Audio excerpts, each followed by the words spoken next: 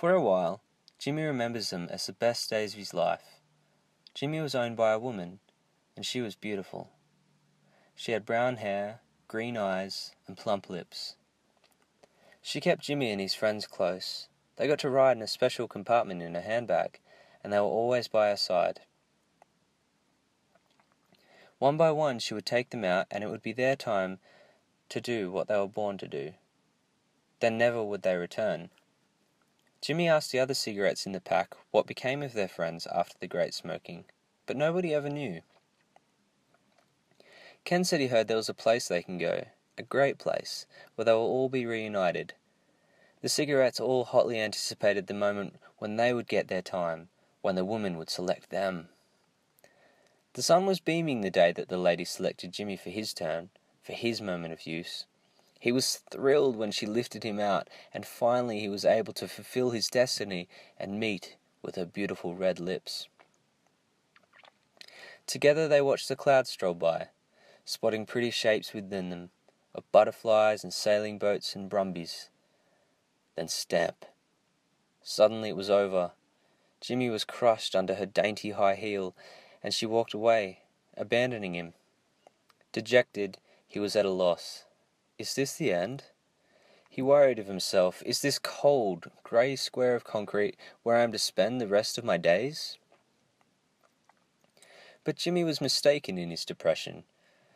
The world had much more in store for him. He can't quite remember, was it the wind, or was it possibly the rain that had nudged him on his way again? In any case, Jimmy found his way into a grate and down into a pipe, twisting and turning and cruising below the city until suddenly, daylight. And an expanse, such an expanse of shimmering, glistening blueness. Jimmy had never seen anything so wondrous. Waves lapped gently at the shore, sun rays danced across the ocean's surface, seabirds played acrobatics above. Best of all, though, Jimmy was not alone. He found in the waves others just like him, all awed by the scene in which they found themselves. With him were other butts and plastics. He found friends in the plenitude of cups and bags and lids that bobbed along with him in the waves. "Come on," called one of the cups. "I think it's this way." And he led the way out to sea with Jimmy and the others following. Together they all set out on a great journey to find the North Pacific Gyre. After a time of adventure at sea, the party came to the Gyre, and they were all welcomed warmly by the many plastics who had already gathered there. The old plastics liked to tell stories as they drifted, stories of the Gyre, of how far it spread. As far as you can imagine in that direction, and even further in that direction. They say it covers an area twice the size of Australia, and that's not even all of us, they would say. Most of the plastics that come to the ocean to retire sink, so there's a whole lot of us living down the bottom already.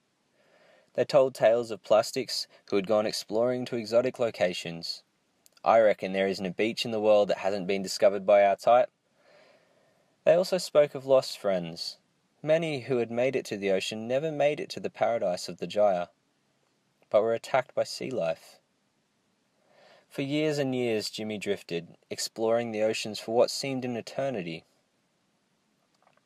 Eventually his body broke down into smaller pieces, little delicate particles of acetate, but they never truly dissolved, so in a way he achieved a kind of omnipresence.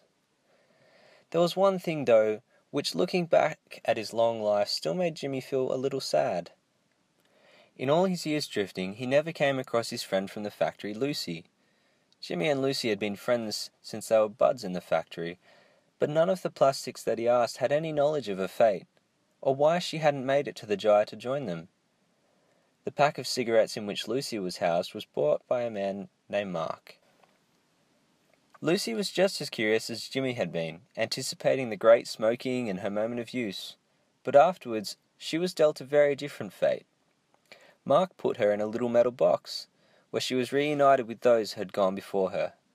They travelled here together for a while, and they were joined by other friends from the pack. And then one day, they weren't with Mark anymore. They were in a factory. And there were thousands of their kind here. Lucy and her friends found themselves in a great hot pot, And then she experienced a wondrous sensation. Her form slipped away, melding with those around her, and together they took on a new form. They molded into something big and rectangular, bigger than they had ever imagined they could have ever been. What are we? They asked one another. What are we for? Is there to be another moment of use for us? Lucy and those from her pack now live in Denmark, where every day they support visitors to a beautiful green park in the heart of the city.